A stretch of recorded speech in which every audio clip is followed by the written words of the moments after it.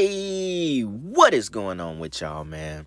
It is Black Balloon, and I'm coming back with another video, so y'all already know what's going on. Alright, y'all.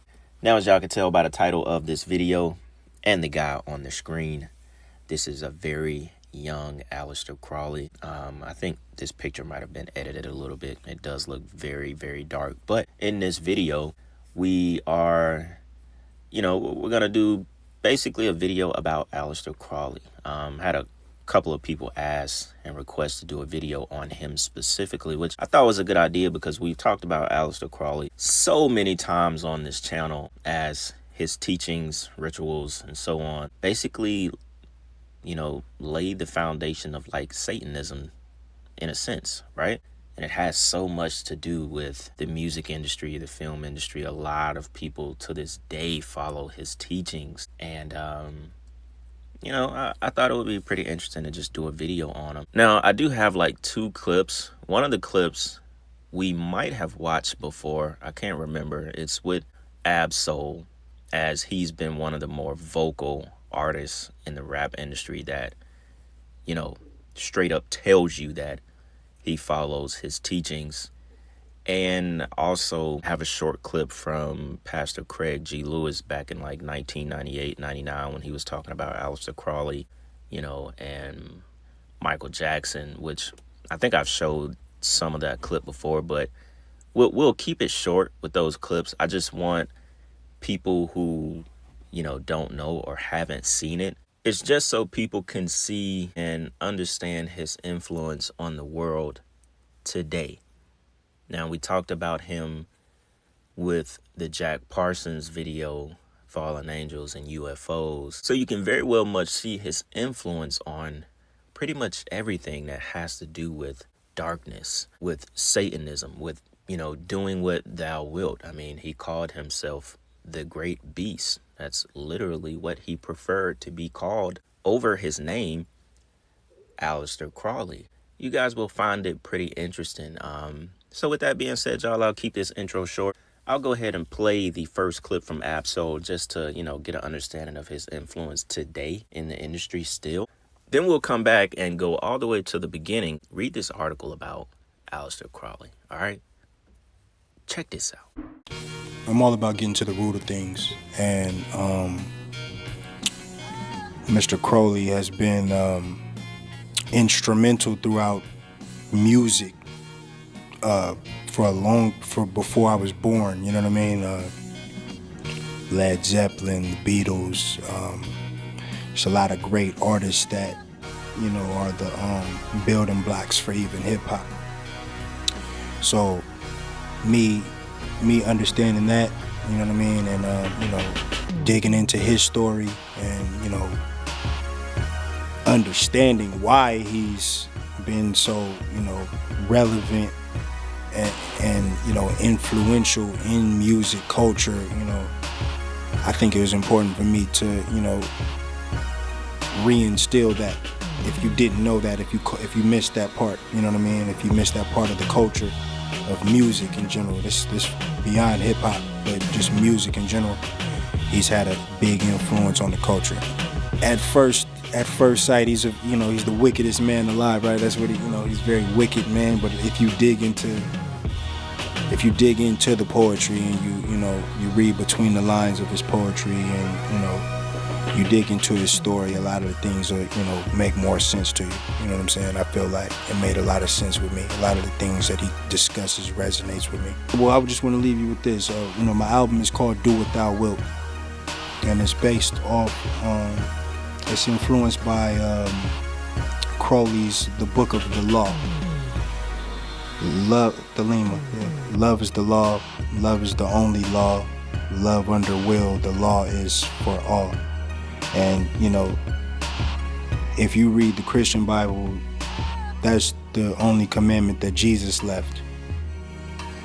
So, also a great quote is, the righteous will remain righteous and the filthy will remain filthy. So, thinking along those lines, you know what I'm saying? And even do what thou wilt itself, free will is what it kind of sounds like, right? So, all of these, just me, into theology and into history and these things, putting these parallels together, these different ideas, it's just great stuff, Now, a lot of people would find it crazy that he's sitting there explaining a man who calls himself the Great Beast, 666, the most wicked man in the world, which, he was named that, the wickedest man in the world. And he's telling you that he still has influence on the culture, a man who represents darkness, a man who represents the complete opposite of what God intended us to be, and he made it his mission from a young teenager to be the complete opposite, to explore everything, opposite of nature in a sense. We're going to get to know him more in this article, but why I wanted to play that clip, because he's telling you that he holds a heavy influence on the industry, on music in general, not just rap. It doesn't matter. All the way back to Led Zeppelin, all the way back to the Beatles, to Michael Jackson. It doesn't matter. Just music in general.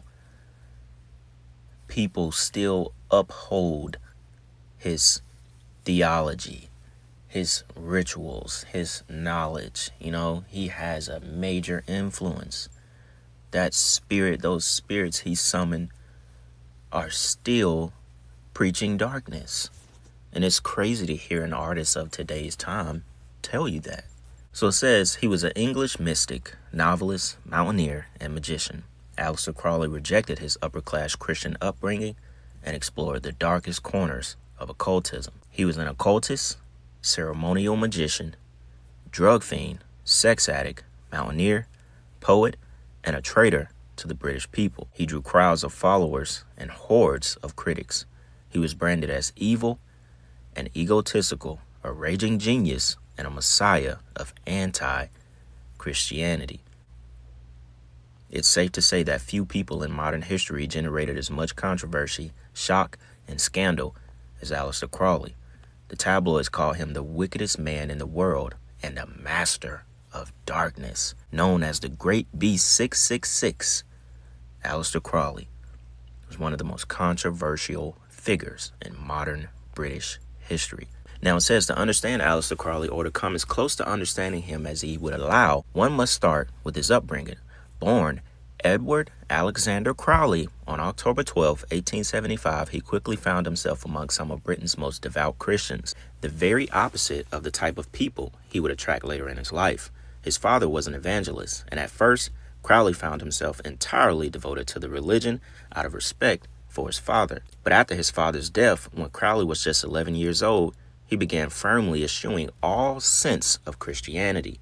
He would point out inconsistencies in the teachings of the Bible during study groups in school, and would outright defy Christian morals by smoking, masturbating, and having sex with prostitutes. For his behavior, his mother referred to him as the Beast, a title which he revealed in. Crowley adopted the name Aleister in 1895 when he was 20 years old. His reasons for discarding his old name outlined in his autobiography seemed to foreshadow every choice he would make in his adult life, as they depict a man with high ambitions, firm ideals, and a complete disregard for personal connection.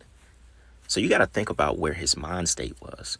He adopted the name Aleister at 20 years old because he wanted to disregard personal connection to himself, to his own identity.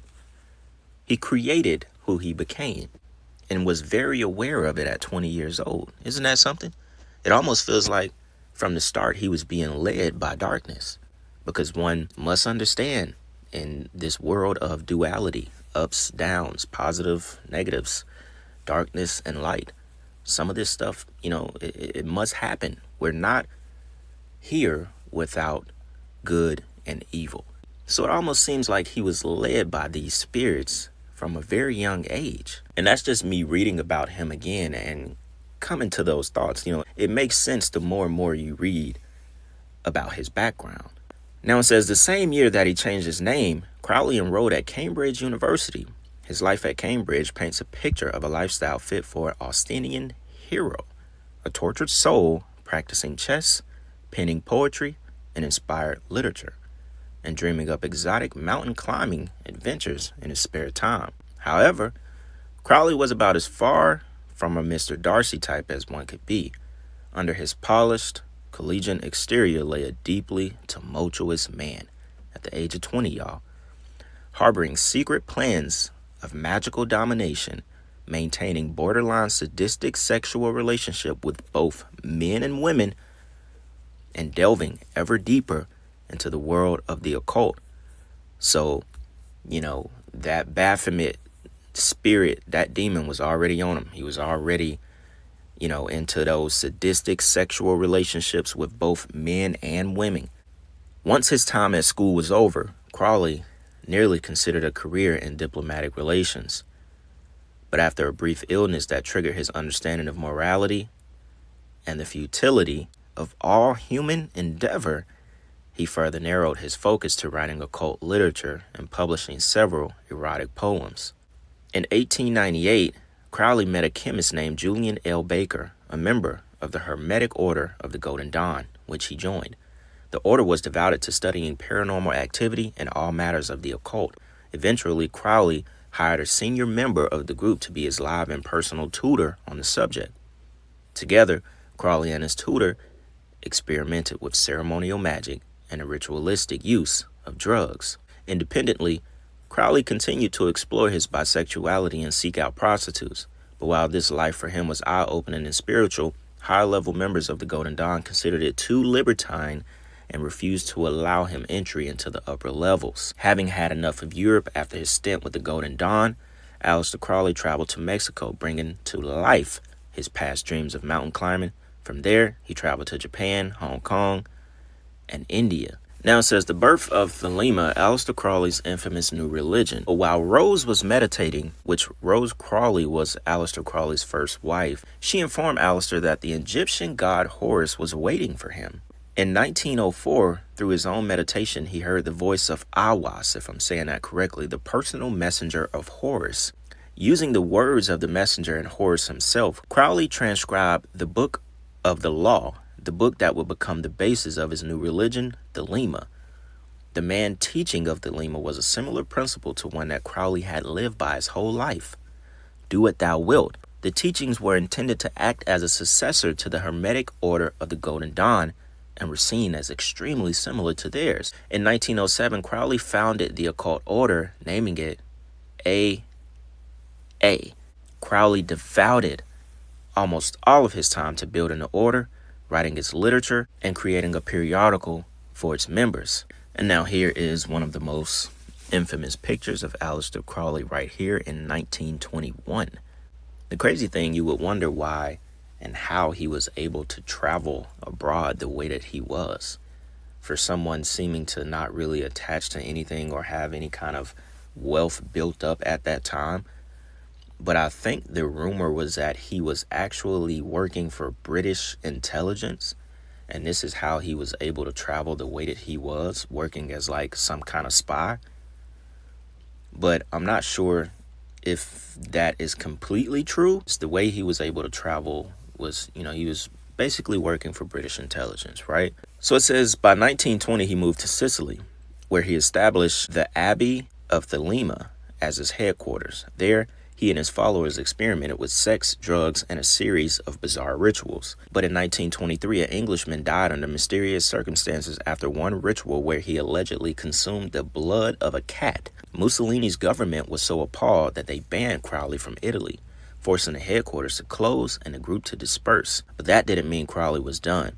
He soon found an assistant who helped him transcribe his teachings and publish his books. And by the late 1920s, he got remarried to a Nicaraguan woman named Maria Teresa Sanchez. During World War II, he rubbed elbows with known figures from the intelligence community, such as Ian Fleming and Roald Dahl, though the rumors of Crowley's involvement in actual intelligence were never confirmed.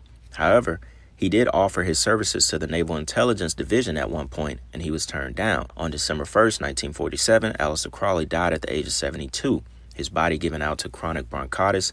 His funeral, dubbed the Black Mass, was only attended by a few of his closest friends and associates, despite his words reaching hundreds of thousands of people throughout the years. And now, with that being said, y'all, we'll go ahead and break up the video a little bit, we'll jump into the clip that I have of Pastor Craig G. Lewis. This goes all the way back to the 90s and talks about a little bit more of the influence that Aleister Crowley had on music. And then we'll jump back, and I got one more article that I just want to touch on a little bit, and we'll go ahead and wrap this video up. All right, y'all?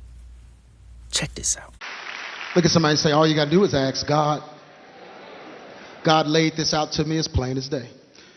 The 3 ways Michael Jackson got his songs. The first way, Michael Jackson said, he told Martin Brashear on an interview that he would climb a tree called the Giving Tree, tree of knowledge. Tree of knowledge. He'd climb this tree and he would get his songs.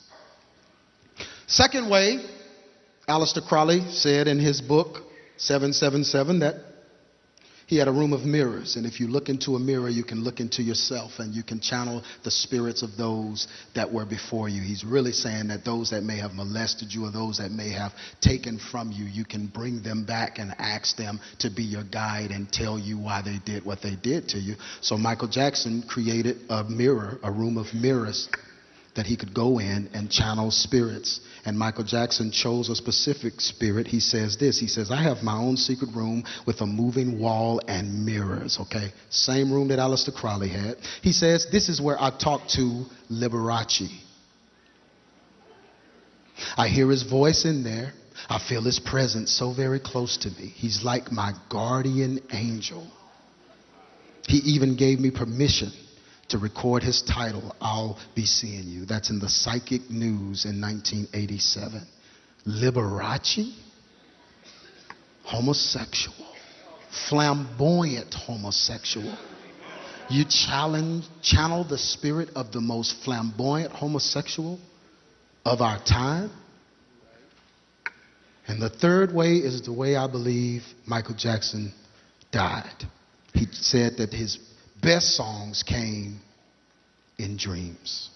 Now, as you can see, a lot of artists, a lot of people involved in the industry, across the board, across the entire industry, used Aleister Crowley's teachings, studied his books, his religion, and they used it to channel spirits in order to help them, to put it simply.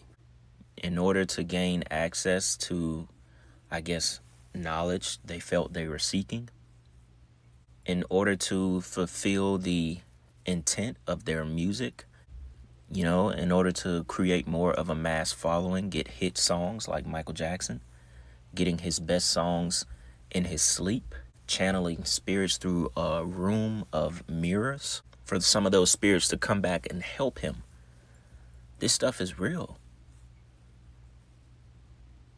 This stuff is real. That's why, music has such a strong hold on people. It's all about the intent behind the music. And you're receiving those intentions,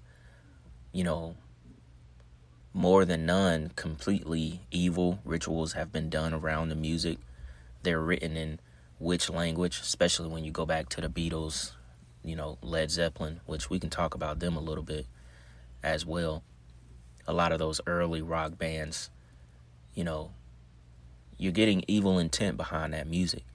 And even today, when people sample a lot of these songs, like how that phase of 3 6 Mafia was being sampled by the entire industry, you're like doubling the intent now, because now you get the original intent of how evil that music was and what it was intended to be, rituals that were done around that music.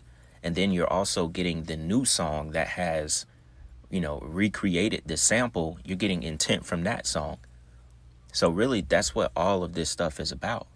All of it has a purpose, and it's not a good purpose. There's even another clip of Pastor G. Lewis I remember hearing one day where he touches on that topic as well, about intent and rituals and music. And it really gives you a good idea on why they do the things that they do with music. And it will better help you understand the purpose of some of this music. And now back to Aleister Crowley and, his influence in music, even Jimmy Page from Led Zeppelin was maybe even a part of the Golden Dawn. I can play a short clip where he kind of talks about it, but then at the same time he deflects it a little bit as well. Your involvement in the Golden Dawn? Oh, my involvement in the Golden Dawn is in so much as I was very interested actually in Eastern and Western mysticism, and I spent time reading and researching when I was younger. Yeah, I guess that's it. There were some very eminent characters in the Golden Dawn, and I found it very interesting to see the history of those that had been in it, and this sort of esoteric movement, and also sort of what went on, the offshoots of it, of that sort of love of all things mystical and magical, all things bright and beautiful, really. Do you think that's why people did that thing when they played Stairway to Heaven backwards and said that you were talking about Satan? Yeah, well, I'm going to go straight back to the Beatles here, because there was a time when somebody wrote a thesis about Paul McCartney being dead, and Paul is dead. And if you played back the records, I'm very serious here, it's crazy, but if you played back the records, there was something which said Paul is dead. And so then they started to play back all manner of records, and of course we were going to be main candidates for it. And somebody said, oh, it says My Sweet Satan in it. And I thought, oh, gosh. You could tell he's not really willing to tell what he knows about the occult or how far he was deep into it, considering that he actually purchased Aleister Crowley's former home, the Boleskine House, if that's how you say it, the Boleskine House, which was the former home of Aleister Crowley in the 1970s. Says Page was already interested in Crowley's work and ideas and had collected things about him. He found a copy of Crowley's monograph, Magic, during his teenage years. He bought the house in 1970, thinking it would be a good place to write songs. He lived there for less than 6 weeks. Notice that number. And then he sold the house in 1992. Says the house was burned down in 2015 and again in 2019. And currently, they are working to restore the house. So Aleister Crowley's spirit continues to live on, y'all. To go ahead and end this video off, it says pretty much everything you know about Satanism and the occult has some relationship to Aleister Crowley. Although he rarely went by that name, preferring the pseudonym The Beast, Crowley's hedonistic brand of neo-paganism centered on the pursuit of finding one's true will. This, of course, meant throwing off the protective sheath of Christianity and embracing all things forbidden. Crowley frequently used sex and the mind-altering properties of psychoactive drugs to bring himself and his followers closer to the spirits and demons that he believed lived just beyond the realm of the human and which would occasionally communicate with mortal souls. The sacramental rituals that characterized his faith were formed into a system of belief known as magic, with a K, the nature of which is best summed up by the law of Thelema. Do what thou wilt shall be the whole of the law. This central tenet of Crowley's philosophy saw his followers unstitch themselves from all societal norms and embrace impulse and individualism. While Crowley was labeled as a hypersexual madman by his contemporaries, his philosophy would later be revived in the 1960s, at which time he became something of a countercultural icon. Once again, even Jimmy Page of Led Zeppelin was a follower of Crowley. Like the hippies of the 1960s, Crowley believed that it was one's duty to throw off the conventions of the masses and embrace individual pleasure. It was this fundamental principle that saw him leave Britain for a small island off the coast of Sicily, where he planned to build a colony for his followers. And the rest of that article pretty much goes on to talk about things we have already covered in this video. So y'all, let me know what y'all think about this video. That was pretty much the background and the start of, who we know as Aleister Crowley, his influence, his demonic presence on the industry, on music, religion in a sense. That was who Aleister Crowley was. That is who he is.